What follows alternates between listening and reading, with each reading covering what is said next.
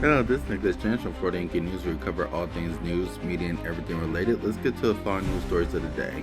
The first news story today actually comes from the University of Florida, where the Republican students have put in an official lawsuit over the First Amendment right after the University of Florida put an end of their chapter and suspended their club, citing free speech after two students were suspended for putting up a Nazi symbol photo on the internet. And the UF has stated that they shut down the chapter because it was anti-Semitism. Now the Republicans have stated that their right to free speech is being impinged on, and now for the first time ever, they are now putting in lawsuits because it should be 100% covered under the First Amendment for them to say anything they want, as well as to put any sort of imagery out there. As the story unfolds, this is going to turn into a civil case.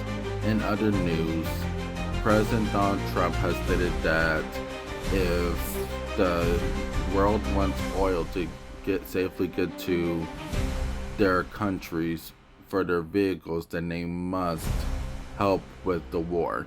He stated that even though the United States does not need any sort of support, if our allies want to help transition Iran and eliminate the threats to transform their government, then they have to step in. This comes in after the war started, where it was over the threat of them having nuclear weapons.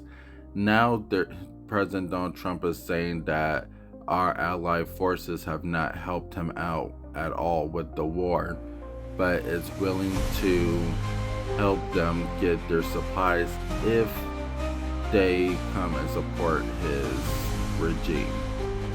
And then, in other news, Juanito Chavez, who is a DACA recipient from Texas, has been detained and sent to a detention camp when he was on his way to go visit his family.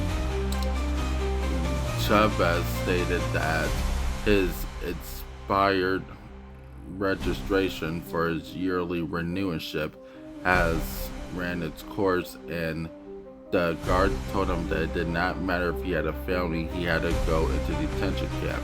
He is now facing possible deportation to Colombia and is starting to sue. The Attorney General states that DACA, even though it helps protect undocumented people from childbirth so they don't face deportation, was a helpful deterrent from being deported, but it does not stop the due process if it literally expires. Juan was taken to a detention camp in Laredo, Texas, and now his family is having to visit him as they fight for his immigration status. This is Nick Jones from Florida Yankee News, signing out.